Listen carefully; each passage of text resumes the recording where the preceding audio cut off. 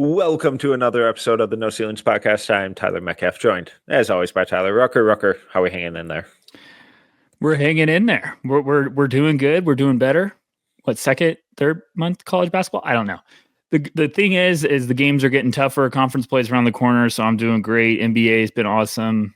Other than that, we're hanging in there. We're breathing. I woke up today, so that's a good start. How about you, Metcalf? How are we doing?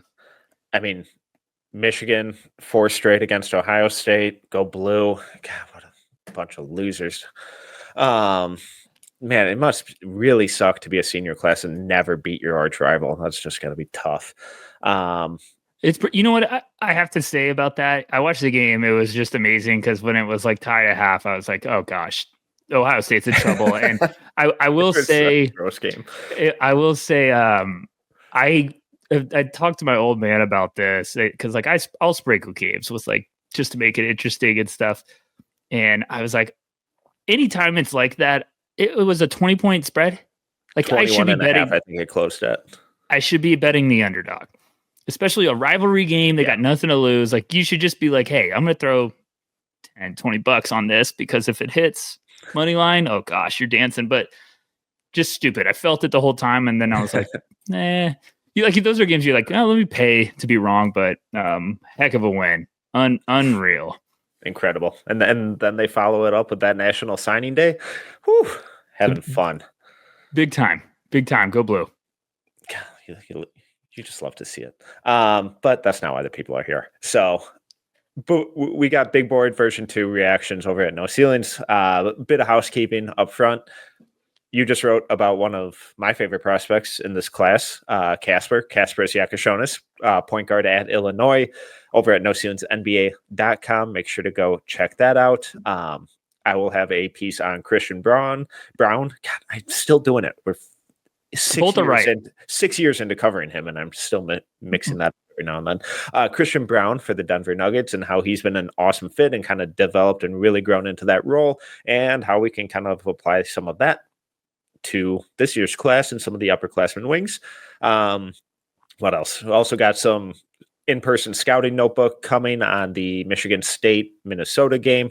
Jace Richardson, very impressive, very good.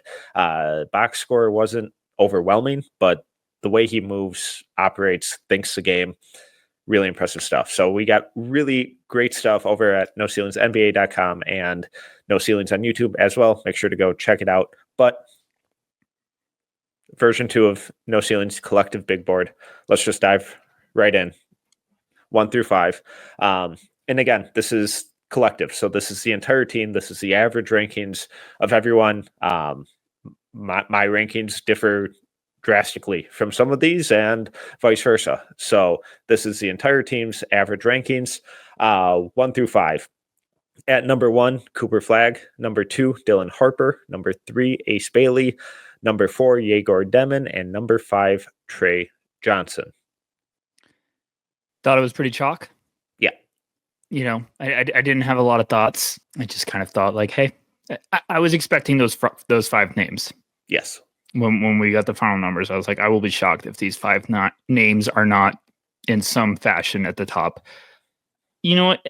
I did think it was the perfect time for Mr. Harper to kind of get that climb and that push. And I get it. I was like, it's either going to happen now or it might be the next one, but it makes sense. I think the averages, it was extremely close, but Dylan's, I think making that jump that high, like when you're that high, he was 3 last time, Ace was 2. When you're that high and you make that jump, it's overwhelming. Like you've definitely got to be high on everyone's board to jump a spot that high. Yeah, and I have these 5 exact same names. Only difference is I still have Ace at 2, Dylan at 3, but they're both in that tier of their own for me, where it's Cooper, then it's Ace or Dylan, kind of team dependent come draft night, and then Yegor, Trey, and a couple other names. With Ace and Yegor, any hesitations, panic, frustrations with some of the inefficiencies to their scoring or playmaking so far, or are you just kind of in, it's early, the flashes right now are enough, let's just kind of monitor and see how it continues to improve and grow? Yeah, I don't mean to be old man, like energy here, but I think the overreaction about Yegor's struggles right now are pretty ridiculous. Notable, important to take note of. I'm not going to say it's like, there's a lot of prospects or a lot of fans, a lot of draft sickos that I absolutely love will like to ring the dinner bell when a prospect struggles. That's getting buzz. Completely fine. You cannot then bring a prospect to the table that you love that's playing good that also has not played against anyone. That's one of the things I'm like, wait a second. The math doesn't work here. And there's a lot of those guys that are playing well that everyone wants to be like, hey, look at him. I'm like, okay, show me the schedule if you're going to use the Yegor hate on the same point. I've said it from, the beginning of the year. I was like, he looks fantastic. Mm-hmm. I love the potential, love the upside. Conference play. Houston's coming up right around the corner. That's a big one. I know he just played Ole Miss. I know he had a tough game the other night against Providence. Houston, conference play, things are going to get serious. So Metcalf, every single year, there's a cold stretch for prospects. Trey Johnson's been unbelievable. He's going to have a cold stretch. Like, it's how you bounce back. What can you show us? Like, how quickly can you snap out of it? And then what type of, development you can have. So I'm wait and see mode always with these guys, especially the first couple months of the season. It's very exciting, but let's see how you develop and move forward. I mean, what about you? I don't love it when one of my favorite prospects goes 0 for 10 from the floor. It's tough. Less than ideal. But then when you watch the game and just try and figure out, okay, what else is he doing? It's an off night. How else are you impacting the game? And I thought the playmaking was still there. I thought the defensive flashes were still there, and he couldn't buy a bucket. And that's tough. And a couple of his layups were like not even close, and that's kind of worrisome. And, it bumped him down a tier and kind of separated Ace and Dylan into one of their own, but I still have him at 4. And it's like, okay, so is the shooting going to be a real issue going forward? And maybe it is, but he's not billed as a shooter. He's billed as a kind of jumbo creator, kind of basketball savant who can initiate and create stuff for anyone on the court at any time. So the fact that he's still doing that, it's like, okay, he's living up to expectations. The shot's really going to have to come around if he's going to kind of continue to stay and, push for that top 4 come draft night. If he really struggles to shoot all year, then yeah, it's going to be an issue. But right now, when he's still impacting the game in a bunch of different ways while still not shooting, I'm okay with one of these games every now and then. And he's always kind of been a streaky scorer, so it's not totally shocking. I've said it since, I think, year 1 of No Ceiling. I talked about the off nights, one of my favorite things to scout. You learn a lot about a prospect during that. Like, are they struggling shooting? Like, like you just said, Metcalf, like, can you find another way to impact the game? Some nights you just don't have it. Yeah. And NBA guys, there's nights they don't have it, but you have to then pivot and be like, you know what? I don't have it tonight shooting. How else can I, make an impact? Those are the games that are always my favorite to scout in person, because you really do pick up a lot, on like emotion, body, like players sitting on the bench. Yeah. You pick up stuff like, oh, they're flustered. They're out of it. Like, they're completely gone from this game. And I think if you have a shooting night like that and you can really still make an impact, and that tells you something about a player. Now, you're spot on. Like, this has been a streaky player before. So now this is why we want to see, like, hey, if he can bounce back and get on a little heater again, then he's going to go back up and be like, okay, now we have that 6'9" guy that really has this tools that we were hoping on. But I said it earlier. I know I was like, hey, it doesn't matter. No, it matters, but it's don't freak out. Like, don't look at him and be like, hey, he's at 15 now. Like, hey, you had a cold stretch. That's going to happen. Like, if he heats up again, are you going to move him back up to 6? Like, just be patient. How dare you stress patience in early December? What's wrong with you? Okay, let's move on. 6 through 10, excuse me. VJ Edgecombe at 6, Kasparis Yakashonis at 7, Kaman Maluach at 8, Liam McNeely at 9, and Asa Newell at 10. You tell me where you want to start. Well, let's start with VJ. Yeah. Not great shooting numbers. Currently hurt. Missed their last game against UConn. It's a bummer. But 37% from the floor, 27% from 3, 68% from the line. Starting to worry? A little. He's had a couple of these games where he struggled, and then the next game they kind of play someone lower in the competition level, and then just you're like, what the heck? There's the guy I'm wanting. So it's one of those like, okay, again, conference play, like show me it. Like I need to see. You know what? That's a good question for you, Metcalf.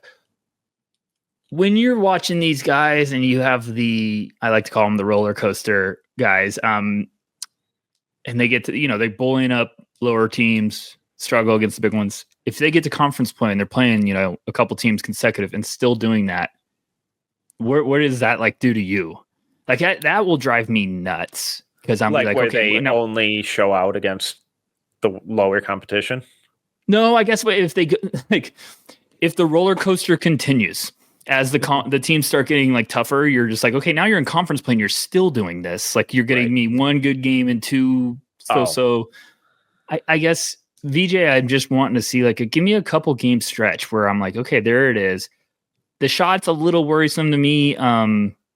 It's also just like, Scott Drew, what the heck are you doing to these guys? Yeah, like so every year it's happened. Every year. With Baylor specifically, it feels like they still haven't figured out their best rotation or their best lineup. Not to, totally destroy these kids, but I kind of hate their front court. I think their bigs are rough. Their guard rotation has been kind of clunky. Robert Wright has been their best and most consistent player. Yeah. Freshman point guard from Montverde. Really fun, really shifty. So it's like, okay, how are you going to walk that tightrope of giving the upperclassmen and the seniors and some of the transfers the playing time that you probably promised them versus who's contributing to winning basketball? And at what point do you just have to say, fuck it, and flip the switch? It's tough, but that's why you're paid the big bucks. And yeah, it takes a lot of he's not the only one. No, the transfer thing is there's a lot of teams like Arizona's got that problem right now. I've watched it plenty, and I was like, they have got to figure this out because it is very obvious.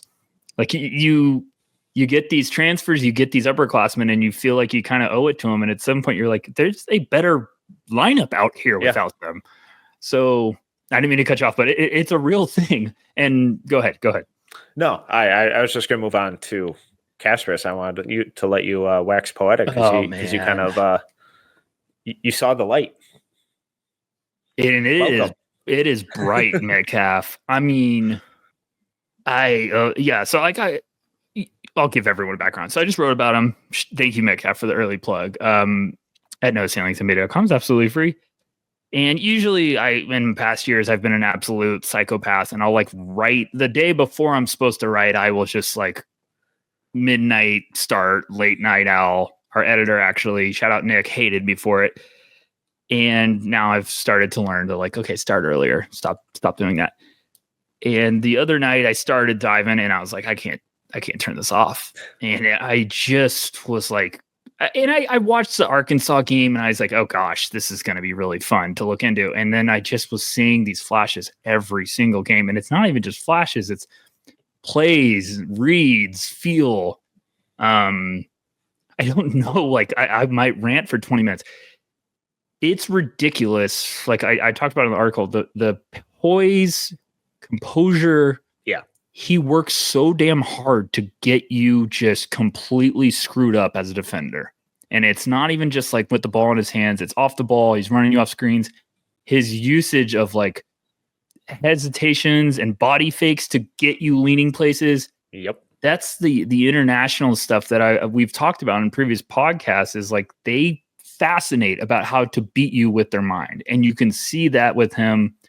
And you get a potential 6'5", 6'6" guard. And I think the only thing I couldn't stand was he's too unselfish sometimes. And it's a good problem. But, he had a couple like wide open threes. No one close. And then like drove, but then threw a dime. And I was like, just shoot it. Like you're wide open. Just shoot it. So I loved everything about him. I'm in love. Very, very big fan. Agreed. He's just so funky with his footwork, and it's all that kind of stuff that we've, these are all very different players, but like we see from like Jokic on his fadeaways where like he goes off, the quote unquote wrong foot, and Steve Nash did that kind of that type of stuff too, where he'd mix up his footwork, change of pace, change of direction, really alter his stride length. And it's little stuff that just toys with the defender because they're so used to people going, all right, 1-2 stride off their strong foot, now up with the left hand, and I'm going to block it here. And he's mixing it up all the time where, he's chopping his feet, he's extending through to split the defenders, and he just seems like a nightmare to defend because you never really know where he's going. And then he has the strength to hold you off even when you do read it right. So I think the handle needs to get a little tighter, clean that up a little bit, but mentioned last spot is like, it wouldn't shock me if he ends up going top 5. I will have him in my top 5 for my next board. It's his playmaking. It's not just like one area is flashy. He's got the pick and roll, tight window dimes. He's got the pick and pop. He throws them behind his head. Yeah. He made a couple passes. I was like, I had to rewind it like 4 times. I was like, what the hell did he just do? Like it looks so simple that you're like, wait, how did he do that? Like, and then driving kicks. He understands. He had an incredible sequence against Arkansas. He had a pick and roll. He got Big Z out on him, blew by him. Just fantastic, simple blow by. Next time down, comes down, not the next play, but like later on, gets the same situation, step back 3 on the right wing. Next time down, does it again, and like has a 3. So it was just recognition of like, now they're cheating back. So now I have all this space to hit the shot, and it's just the IQ and feel and some of the stuff he does on the court. He reminded me, I'm going to draw some crap for this. Different strengths, different weaknesses, but I have the same vibes of doing a deep dive watching him as I did with Castle last year, of just this jumbo guard that just will beat you up and get to his spots and work at it. And the slow guys that have that sneaky quickness that you don't really respect until you keep watching them. Obviously now one of them's a much better defender than the other, but it just gave me that similar vibes. All right. So sorry to kind of go a little long on this grouping, but we talked about him before we hit record. Come on, Malawach. Yeah, we got to talk about it. We got to talk about it. I don't get it. I don't get it. Especially this high. I get the idea. I love the idea, but what we've actually seen on the floor, they're two very different things. I tried to vent to Metcalf before we hit record because I said I don't want to sound like a jerk. I just need to get this out. Like I haven't talked to anybody about it. I've watched a lot of his stuff lately. Now let me be Mr. Nice Guy. I'll be Mr. Rogers here. I'm coming off of a bad experience of watching the Duke Auburn game last night, so it might be a little fresh in my mind. But I've watched a little bit more, and I don't see top 10. I wasn't arguing with it in the beginning of the year because I was like, hey, look, these guys don't really get out of the lottery. When you're 7'2", 250 with defensive shot blocking upside, usually someone's going to say, hey, we'll take a shot. We'll take a chance here. But, I watched that game last night, and if you're 7'2", 250, and I forget you're on the court multiple times, huge red flag to me. Now, I go back to some other games I've watched. Huge impact, look fantastic. What was the Kentucky game? Yeah. Yeah, I believe so. The one he got hurt early, and then when he was on the court, he was fantastic. Yeah. Yep. So like I have that in my head, but like we saw him at the Hoop Summit, and you guys, like a couple of those guys there were a little bit more higher, and I was like, I don't know if I'm seeing the same thing you guys are. I've said it since the beginning of the year. I am going to have to be the most patient of all with him. Still having my first, still wait and see mode. Give me a couple more months, but right now I'm think he's averaging 5 and 2 in his last 4 games in like 18 minutes. Not great, Bob. So, am I crazy? No. Am I being harsh? I think I'm being harsher, honestly, because I don't understand not only him being ranked at 8, but going up 3 spots from our last one. Yeah, that makes no sense to me, especially so like looking at their main opponents with teams that have an NBA-esque big on their team. So Auburn, 3 rebounds. Kansas, 1 rebound. Arizona, 3 rebounds. Kentucky, 7, but that was his best game by far. Otherwise, he's not doing much of anything on the boards against NBA-sized bigs. And we saw that at Hoop Summit too, where Asa Newell destroyed him and Chomsky on the boards, and both of them were on the floor together for good stretches of that game. And that Asa Newell had more rebounds than both of them combined. So if you're going to be 7'2", 250, I need way more than 5 rebounds a game and less than that against NBA level or NBA sized centers. And I'm going to need a heck of a lot more than 1.1 blocks a game. Yeah, and we knew he was going to be raw. And you can make an argument, like I'll spin it positively. You can make an argument that it could be like a fit role dependent situation where like, hey, maybe it's just trying to play the.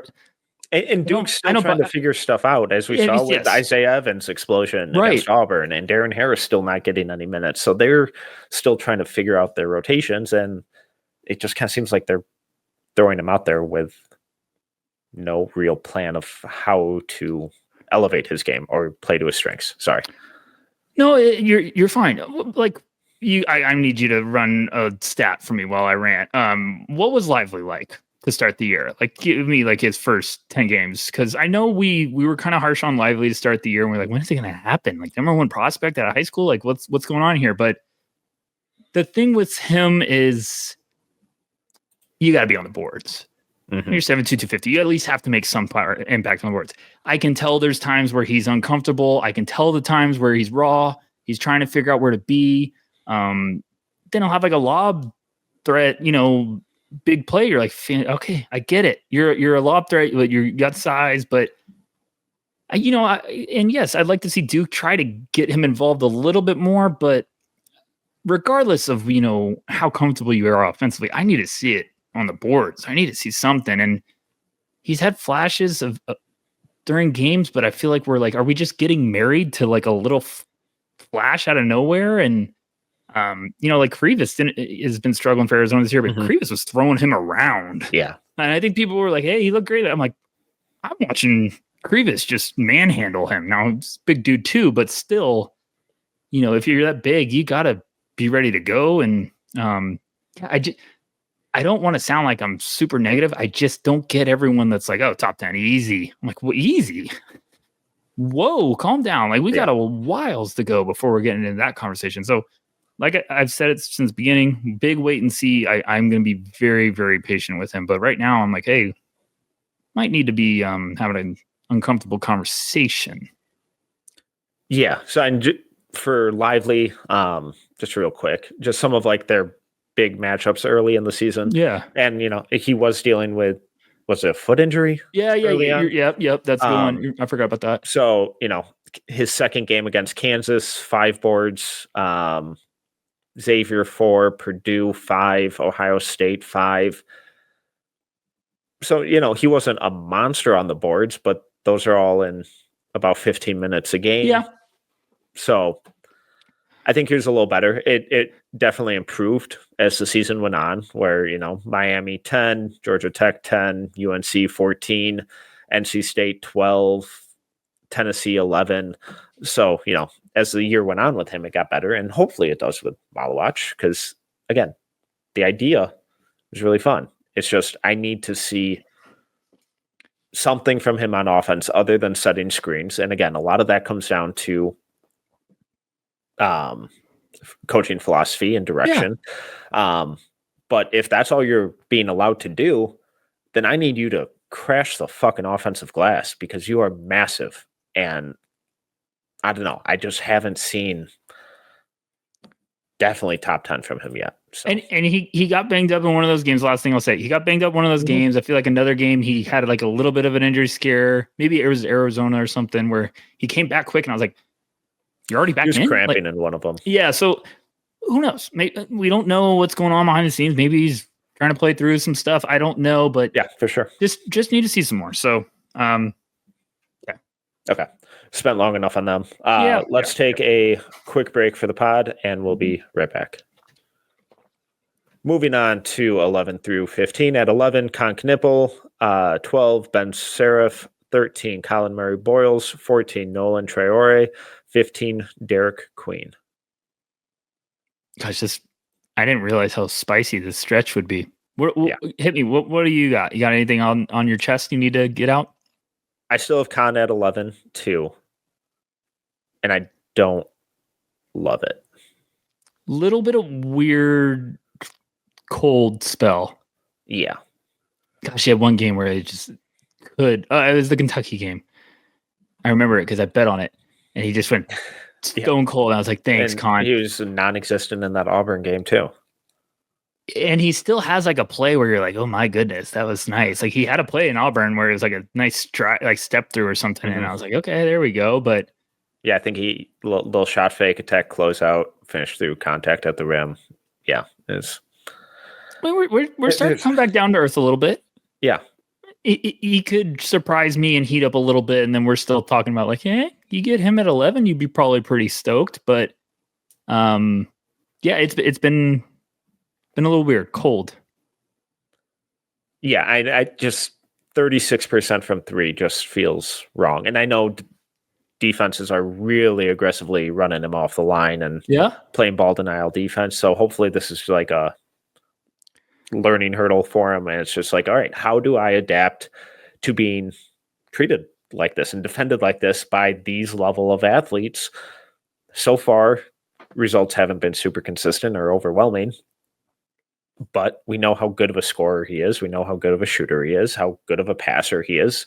I think the feel and decision making are still really solid every game. It's just, I just want a little more production from him, especially against the higher level opponents.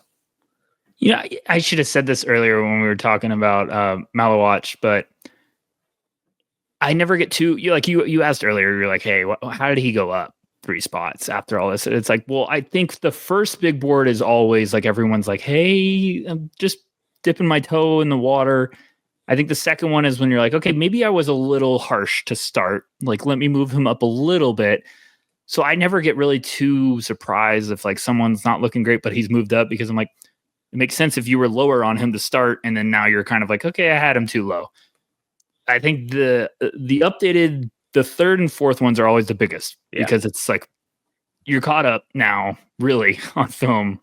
Now you're starting to make your march on like and plant your flag on certain guys. So Con's going to be really interesting to see, especially with conference play. And what I told you before, teams have film now on him. Teams can prep for him. Now they're trying to find your weaknesses. So like those weaknesses are only going to get stronger. Like the scouting is going to get stronger as the teams are getting better, because they're going to have more eyes on it and they got more stuff to look at when you're struggling. So that's where you learn a lot about a prospect of like, how do you bounce back? Because they're going to have a plan for you. They're going to see what worked in that Kentucky game and be like, let's copy that. Let's try to figure it out. So go ahead. Nolan Traore kind of has been the biggest faller so far, dropping 7 spots. He just can't buy a bucket right now. Field goal percentage down under 35, 3-point percentage down under 29, free throw at 72.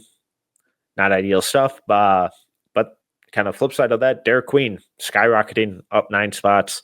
He's looked fantastic. Really enjoying the Derek Queen experience. How high would be too high for him to keep going? I think he's just going to keep going up. Top 10 wouldn't shock me. Would not shock me. He gets to the top 7, I will be. Yeah. Whoa. Yeah. We're about out of hell with that train. Traore, I'm waiting for a bad day so I can just get that off my plate and like I'm gonna watch everything. I'm wait. If he gets on a heater, it's gonna be the greatest thing for this class because everyone's gonna be like, "What the heck do we do now?" So like, I'm really praying for that, and we always root for every prospect. But yeah, I see the numbers and I'm like, "Oh man, this is gonna be rough." But I also say like the off nights sounds like he's had a couple of them, so they're gonna be good evaluations. But yeah, tough ones to look. When you see those numbers, when I'm putting the numbers in for the board on the site, like, oh, Traore, like closing my eyes. Yeah. Okay. Moving on to 16 through 20. At 16, Hugo Gonzalez. 17, Noah Senge. 18, Boogie Fland. 19, Neek Clifford. 20, Alex Caravan. The Hugo shocked me. Him still being that high? Yeah. Yeah. The Hugo will not be there next time. I will bet everything on it. If Hugo's in the top 20 next time, I'll be like, who the heck has Hugo at 5? Yeah. And I know no one does. It is just tough because you really start.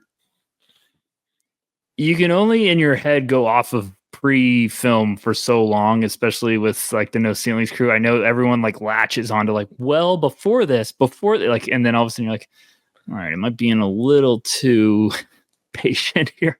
But the problem is then you go back and watch the stuff before this year and you're like, oh, well, it's fantastic. It's great. It's going to be tough. I think the issue is that one, Real Madrid is fucking loaded. So, on nights where he gets 8 minutes, it's like, oh, yeah, got a big old sample to dive into, but he's still playing as like that bit role player. And that's never who he's been. He's always been the guy on those like U17, U18 Spain teams where he was kind of running the show. And as the game kept progressing, he just picked up steam and got better and better and better and better. It was never one of these guys where he could really explode in small windows. And that's all he's getting right now. And so there are kind of two sides of how you could take that is, all right, he's just in a position right now where he's not being able to succeed and play to his strengths. And there's so much more there. But the flip side of that is the odds of him being the guy in the NBA are very slim because that is an incredibly high threshold that very few players in the world can meet. So can he even transition into being more of a role player? He's going to be a really, really tricky and kind of fascinating case study, I think. A really tricky one. It's going to be scouts are still going to be very, very excited about him. He's going to have just like a heater of a pre-draft process, and those camps overseas for international guys are going to be monstrous right before the draft. Mm-hmm. I feel like this always happens, and then these guys somehow just like either, it might not happen for Real Madrid, but then all of a sudden they get like a month of exposure where like, oh, they're playing them a bunch. Like what happened? Or, they go play in one of those other like friendlies or whatever they call it, like the tournaments. And mm-hmm. Hugo's like actually like going to be the guy. And then because you've seen previous years where like they'll go put a guy like that down on their second club and there's like, okay, he's playing more. I know Noah Essengay did that one year. They would bring him up for a little bit mm-hmm. and then go put him down with Orange Academy and he'd put up like 33 and 18 and would be like, oh, this is fantastic.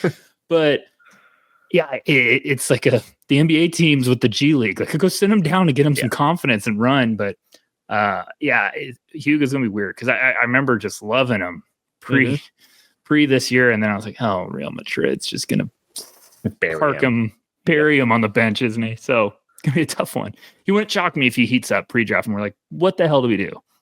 Like, I could see him being awesome in workouts because he plays so goddamn hard. And I could see a front office or coaching staff being like, yes. It's an international scout kind of pushing, like, get Hugo at 26. Like, just be pumped. Like, just stash him for a year. Or just get him. Get him. Well, right. Who cares what? Like, he's not going to play next year for you. Right. Just get him. I mean, damn it! Now I'm gonna have to watch this show. I'm going to go back and watch the pre stuff. Go ahead. Also, Nick Clifford. Welcome to the party, everyone. God, he's fucking good. Where do you have him? Top 20, baby. Stock's booming. I have him at 15. I love it. I told you a couple episodes. I said, would you be shocked? He goes lottery. You got him at 15. I would. I would still be shocked if he. I would be shocked went too. Lottery. Doesn't mean I won't have him there. Right.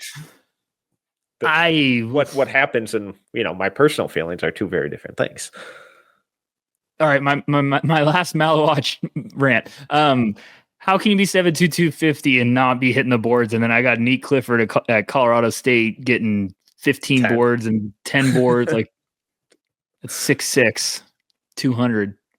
Averaging 19, 10, 3, 1.5 stocks on 59, 41.5, and somehow 58% from the line.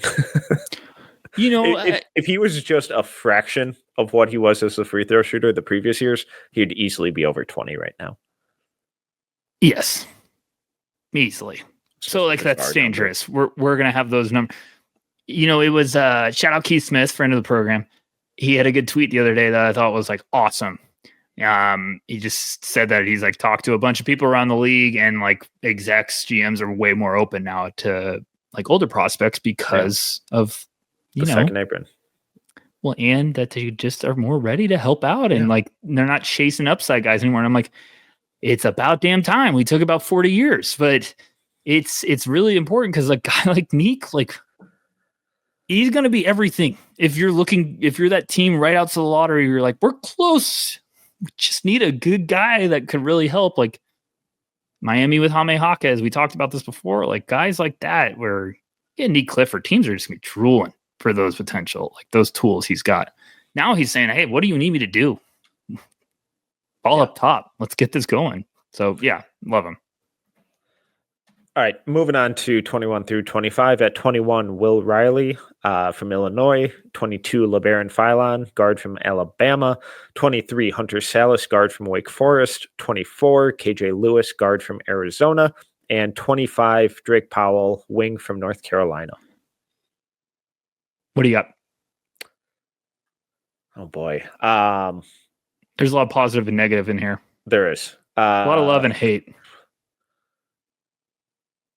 A lot of joy. Really enjoying Philon. I wish he could shoot it at all. Starting to worry a little bit about the shot. Really, really enjoy him. Very shifty. My first deep dive, I was like, my so goodness. Composed and strong and effective, like just getting to the rim in so many different ways, get into his spots, smart passer, works hard on defense. But his 3-point shot is all over the place. Way stronger than I thought when you first see him walking over. You're like, he had some weight. Good luck. The shot's little erratic. Never a fun thing when you're like, I don't know where this one's going. It's always a little dangerous when you're just like, oh gosh, please be online. It's not that bad, but I'm just saying like, I'd love to get some. Yeah, I'd like to get some consistency. So, but I really like him. I think that's probably the area. Like if that comes around consistently, then I'm like, oh, we're really gonna be moving a bit. But I still like him a lot as like a top 20, top 25 guy right now. Mm-hmm. Drake Powell also starting to heat up these last couple games, looking a little more like the guy that at least I hoped he would be. These last two games, I've really enjoyed the way he's made an impact on the game, defended well, some kind of shifty creation, getting downhill, smart passing, good rebounding. Shot looks a little questionable, but he looks like he's getting a little more comfortable out there. He had like one of his games stutter rip through. That one was amazing. He had like a ridiculous. He had, but the games he was struggling before, he kept having a couple of plays where I was like, oh my gosh, like it was, those plays where you're just like, that might get you some more minutes next game. Like that might get you more. Look, he had like a ridiculous block that he like almost jumped over someone that was like falling over to get the rejection, like snag it. And I think he came down and just threw like a gorgeous dump off. I was like, that's a big time two-way sequence. So he's piling those together. And we talked about this before. I think that North Carolina rotation, we were like, let's let's see what this looks like in a couple months. Because then all of a sudden, Ian Jackson, huge game last night. Like things might start looking a little different for that team. I'm still buying Drake. Still buying. Same. I think him, Ian, a couple of the Duke guys. It's let them figure out their rotation and revisit in Januing. Yeah. Well, speaking of, at 26, Ian Jackson, guard North Carolina. 27, Cannon Catchings, wing BYU. 28, Carter Bryant, wing Arizona. 29, Jaleel Bethia, guard Miami. 30, Mackenzie Mbako, wing Indiana. I never realized how incredible this stretch is. It's a group of names. This is a stretch where, like, if I was an angry old man, I'd just grab him and be like, wake up, figure it out. No, being serious, like, it is so much talent in this group. It is just like who can wake up, like who could get going. Ian last night, like getting going, I was like, yes, here we go. And looked very good. He got out in the open court a bit. You utilized his speed, his athleticism, knocked down a couple shots. I think he ended up with like 25.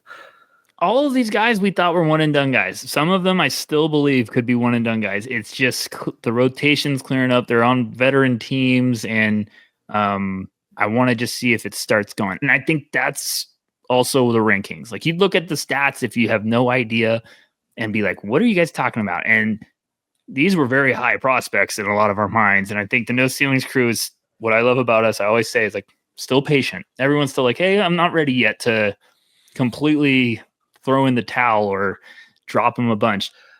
But we'll see. We'll see on volume 3, on version 3. Like, that's the one I'm saying is always the people have had enough. Like, okay, I gave you enough time.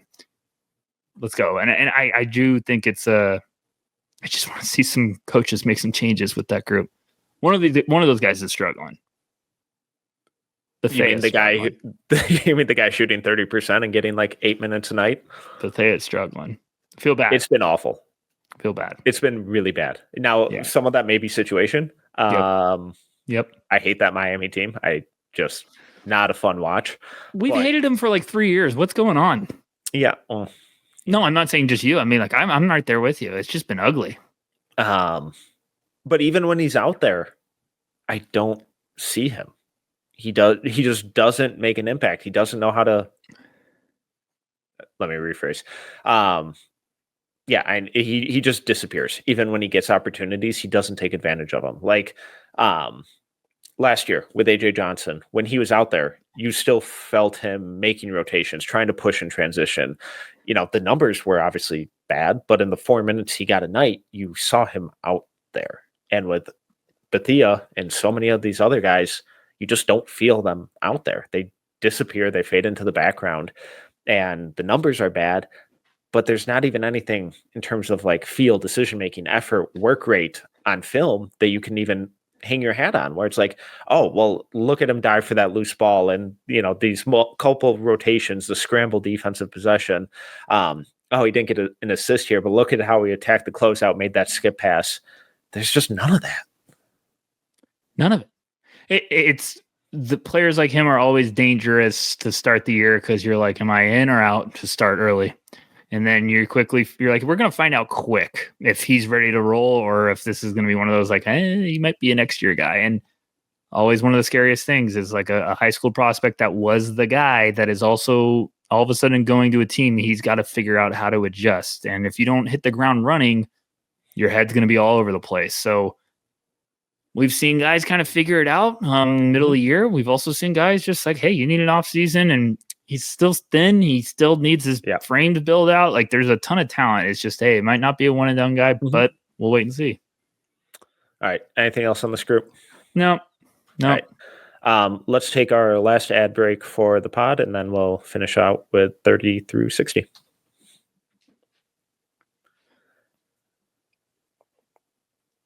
Diving into the second round, guys. At 31, Cam Jones, guard Marquette. At 32, Donnie Freeman, forward Syracuse. 33, JT Toppin, forward Texas Tech.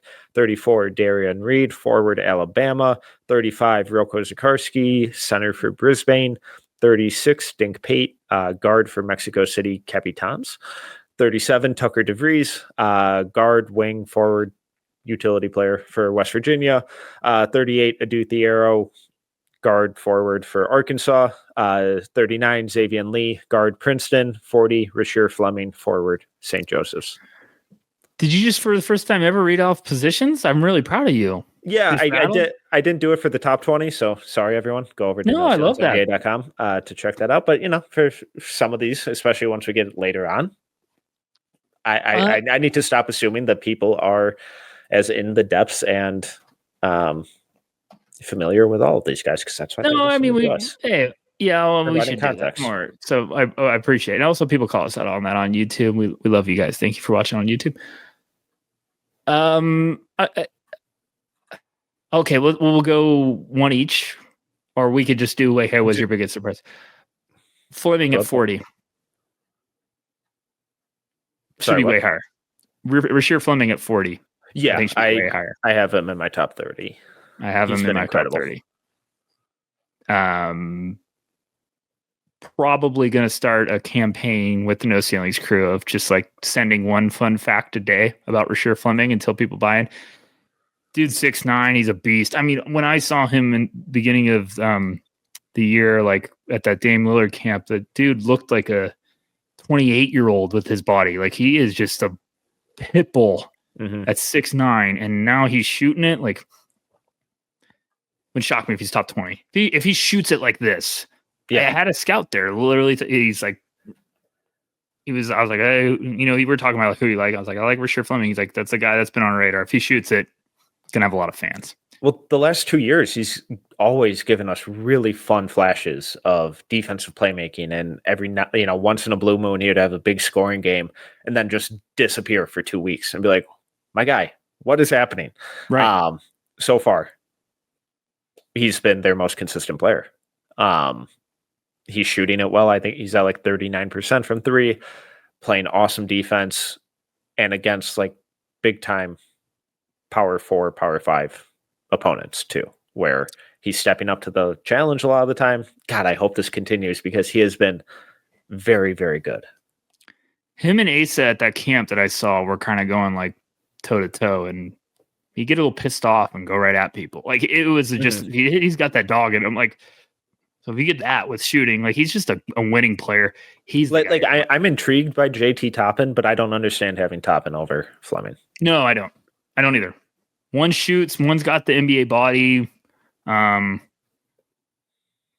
problem is I like JT, and then he shoots a 3, and I'm like, oh gosh, I might have a stroke. Yeah, he's just an inside guy. No, he needs to be an inside guy, and like, I get it if you like JT, like, because he can play. He and I'm intrigued by him. That wasn't meant as a dig. No.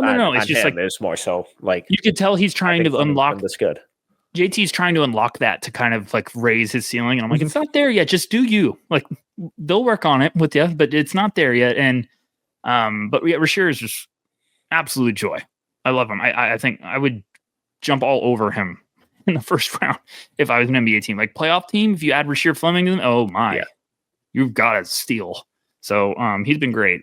Any other names? Any thoughts? I have Rocco a lot lower, but if you're still kind of buying the potential with the shot blocking and stuff, I get it. I think he just needs another year. I think he needs to get a lot stronger, but long season over there, so a lot of time left. I agree. Donnie Freeman has been a struggle for me. Yep. Yeah, that's a tough one. The defense has been significantly worse than I was hoping for. But yeah, me too. And I think it's just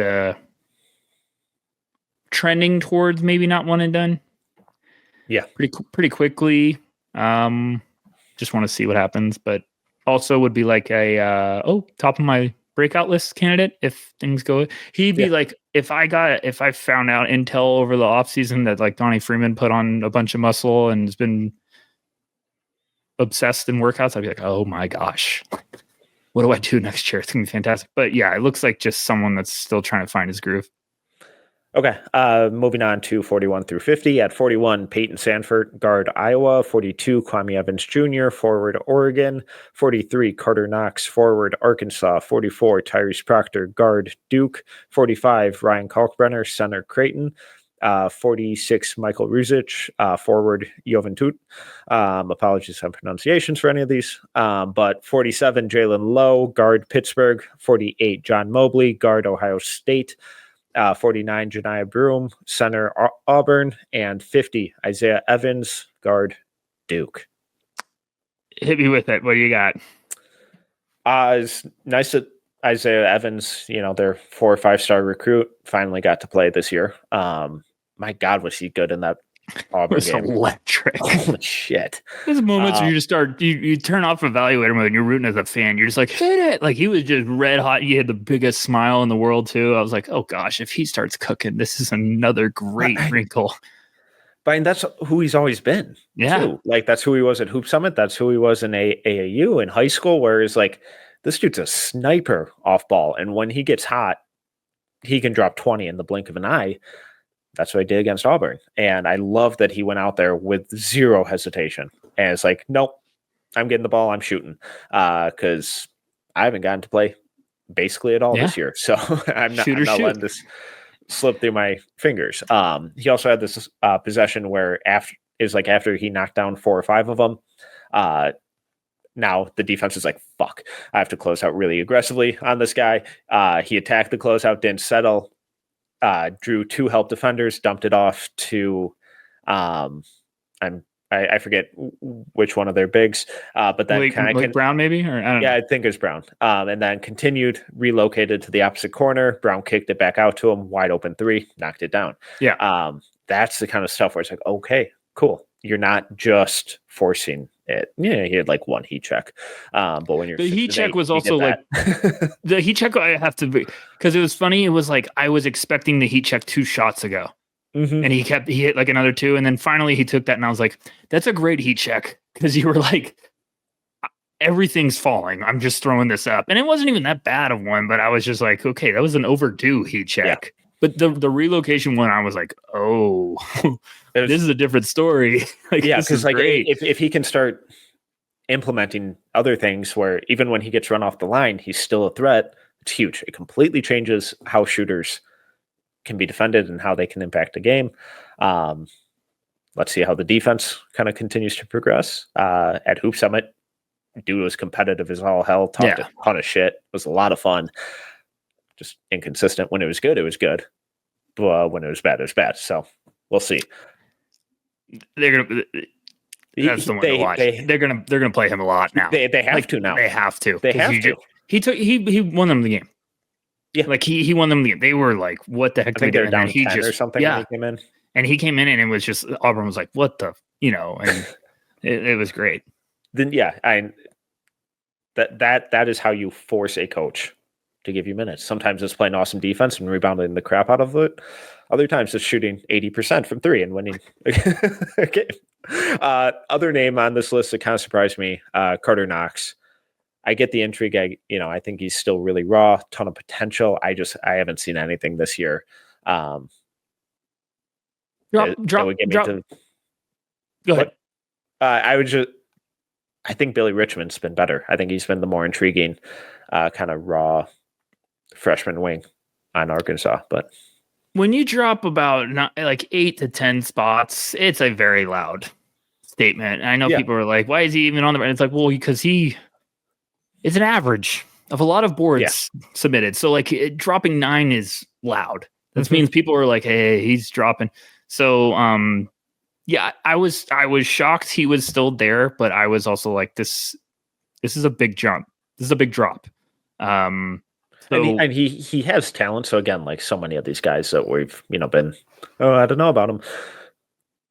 Second half of the year, does someone get hurt and he gets an opportunity and really breaks out? Maybe. Does the rotation shift around a little bit? He gets a few more minutes, start showing more of those flashes. Maybe. He just feels like a prime candidate for being like a massive sophomore breakout for me. Yeah, and the best part, we don't want to overreact. Like, we don't want to be like, oh gosh, bad couple of games to start the year, get him off my board. Because it's like, no, that's not right. Like, just wait a little bit. And then now, if it keeps like that, you're going to see people be like, okay, gloves are off. Maybe next year, guy. Like this early in the season, I typically move guys more based on like opportunity that they're getting than bad games. So like if a guy has a stinker, like Yegor Demon going 0 for 10 is like, all right, well, that sucked. But I'm not plummeting him. But when, guys like Darren Harris or Isaiah Evans or Carter Knox aren't even playing or getting 5 minutes a night, it's like, it's really tough to be a one and done. Right. Getting 5 minutes or less a night. So. Right. Very tough. Completely agree. All right. Anything else on those guys? Are you good? No, I'm good. Okay. Rounding out top 60 at 51, Milan Momcilovic, forward Iowa State. 52, Yaxel Lendenborg, forward UAB. 53, Alex Tui, forward Sydney. 54, Josun Sanin, guard Arizona State. 55, Mark Sears, guard for Alabama. 56, Izan Almansa, center for Perth. 57, Modius Krivas, center for Arizona. 58, Igor Milicic, forward for Tennessee. 59, Noah Penda, forward for Le Mans. 60, Jameer Watkins, guard, Florida State. Joson, like it's also big here when you get guys that were unranked that are now on the boards. I think some people were like, hey, why is he at 54? And it's like, well, he wasn't even on the board last time. That means it's a big jump of people are starting to buy. Yeah. He's been a tough one. I'm actually making a point to go see him in person this year. I'm very excited about it because didn't wow me at the Formula Zero camp. I was just kind of like, I don't know. And then he's been outstanding to start the year, shooting it well. So I kind of want to see up close. That's why we always say, like I say sometimes if a guy's frustrated me, I got to go scout him in person. Yeah. Penda, I get Penda has been impressive. I thought he would move a little higher. Like I thought he might have been like a mid-40s guy. I feel like he maybe is going to be there the next episode. Yeah, probably. There's always one. There's always one or two that I'm like, this guy. I just am intrigued. If you got him in the 40s, in the 30s, like I could see a team just being intrigued with the floor if things are clicking in the right way. But any other thoughts? No, not really. This is always a funky grouping. Momcilovic pisses me off. Because when he's cooking, it's so damn fun. Yeah, I've never got it with him. He's just, I don't know. I hate the idea, guys. And he just has a couple shots where you're like, oh my gosh, this is so fun. But then it's like who is he in the league? I don't know. He seems like he's your weapon off the bench, like weapon X. That like if he gets hot, you're like, oh gosh, this is just let him roll. But then like George Niang. Sorry to go Iowa State guy. Oh gosh, Cyclone fans can be pitchforks. Like probably. Nikola Mirotic career, but Nikola Mirotic shot from the past. Yeah, I don't know. I get why people like him. I don't dislike him. I don't know. Something just hasn't clicked. Seems like a fun junior guy. Like, give me another year or a senior. But that's what I'm saying. He's shooting 47% from three. So it's like, all right, the dude's a fucking sniper. No, he could shoot the crap out of it. I just am still waiting for like more of the consistency. Like I just think there's games where it's kind of like, and I know Iowa State's like they got a lot of players on that team that can get hot and whatnot. But I think I'd like them to just look for his way more often. I'd like him to get a little bit more of like a,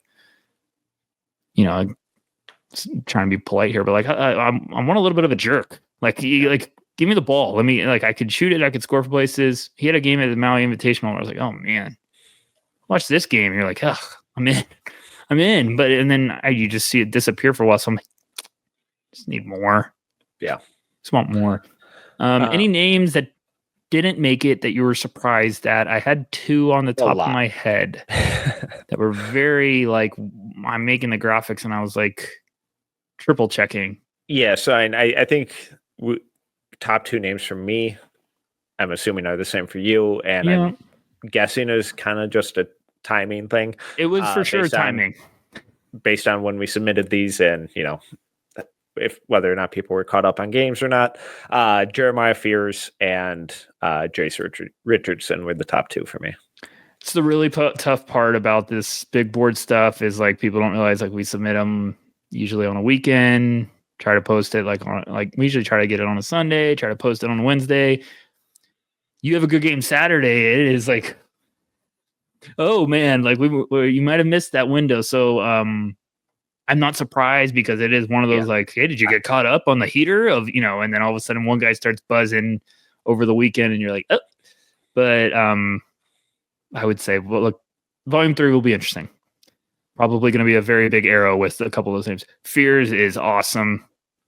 Jace Richardson, man, every time I watch him, he just moves in a way. I'm like, he just glides. Ooh. You just saw him in Minnesota. I know you're going to write about him, but as impressive as you wanted it to be. Yes, no? Yeah, and he kind of had a limited role because he was injured the game before, so I was just glad he was playing. But the footwork, the shooting, the balance on both ends of the floor, it was just really impressive. It's like, this is a guy who grew up around the game and just knows where to be and how to impact the game. He was good. He was good. Yeah, I mean, every time I watch him, I'm like, oh man, I like that. I like that. Yeah. I like how he navigates the floor. I've seen a couple plays in transition with the ball in his hands, and I'm just like, oh man, this guy just knows where to go. Like it's like a balance on the floor. It was never pass and stand. It was pass, move. Or catch, that's what I do something. The ball never stuck. It was like the feel being a step ahead. It was now at that size, he's probably going to have to play point.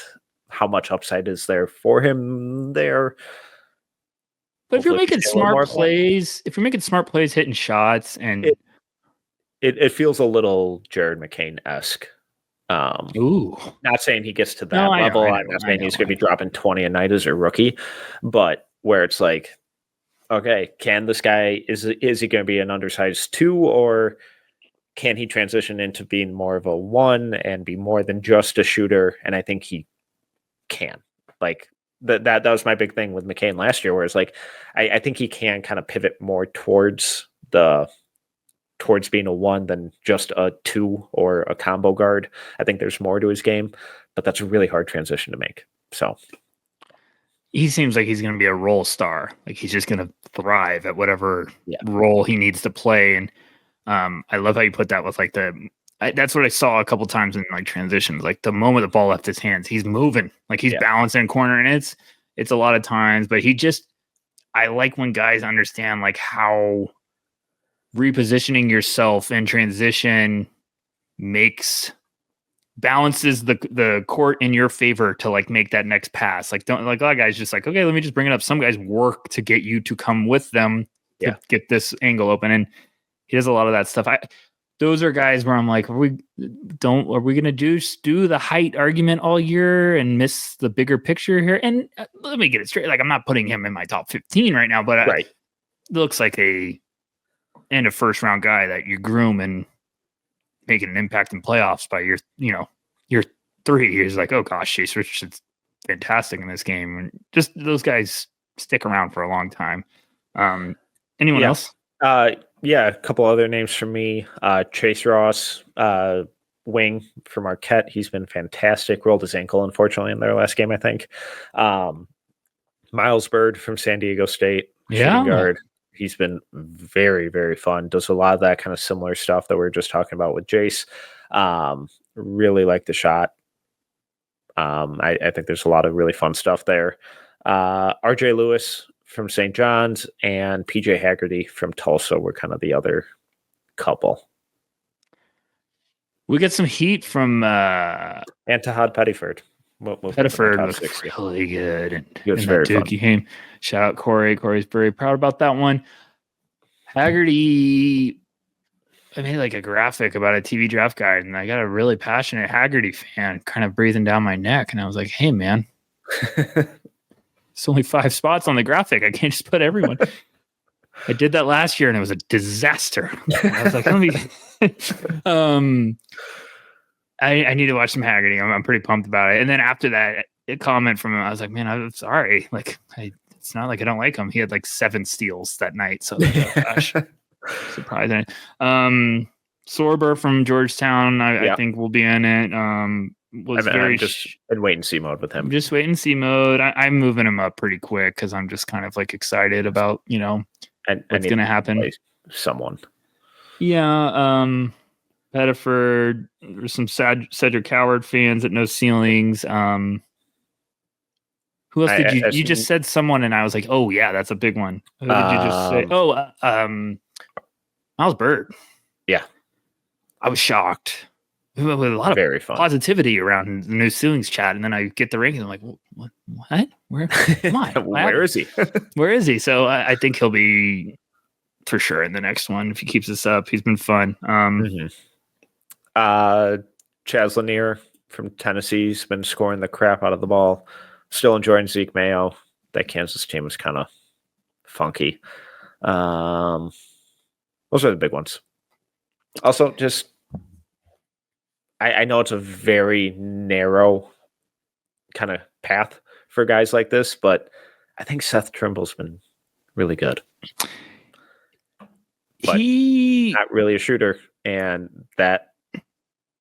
But we thought in the he was going nuts in the in the early games with the shooting, and I was like, oh gosh, if he's going to be a shooter, it's a tough little stretch right now because you're starting to get a little bit of life from the guys that we were like, oh man, maybe not a one and done, and now you're starting to get a little bit. Wait a second, Jackson, Drake, Powell, and then like if we start getting like Carter Bryant and guys like that in the mix, then this class is going to get a little bit more interesting than it already was. And, we're getting a little run from some of these guys crashing like the party in the second round that I'm like, this is going to get a little bit deeper than we thought. Like, I've never been more excited this early about like crafting the second round. Mm-hmm. Usually I'm talking to you behind the scenes and like my 40 to 60 is a nightmare. And right now I'm like, man, I got some guys right outside my 60 that I like, mm-hmm. So gonna be fun to kind of see who spreads their wings. It's funny every time I say that, then I look and I'm like, yeah, I hate that guy. Why? No, I'm kidding. I'm like, why did I gotta fix this? So I don't, trying to think of any other names that no. Joan Berringer overseas is a little intriguing, but he's not in my top 60. Kobe Brea keeps looking good. Shooter. Yeah, but that's all I got. For everyone listening, I was trying to delay as long as possible because the Lions are playing while we're recording, and I was just trying to drive Metcalf insane. Appreciate that. Yeah, I'll let you go. Oh, Jojo Tugler. Yeah, in a little bit of buzz. So that's all I got, man. All I got. Well, this was blessed as always. If you want to run through all these guys, look at their numbers, see how their ranking changed from the previous version, you can go find the version 2 big board over at NoCeilingsNBA.com. It is free for everyone. We've had an insane amount of content going out on the site for both paid tiers and everyone. So make sure to go check all that out. You can find all that again, NoCeilingsNBA.com.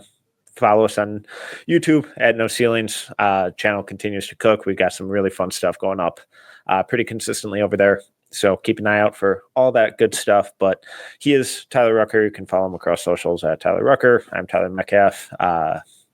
And you can follow us at No Ceilings across so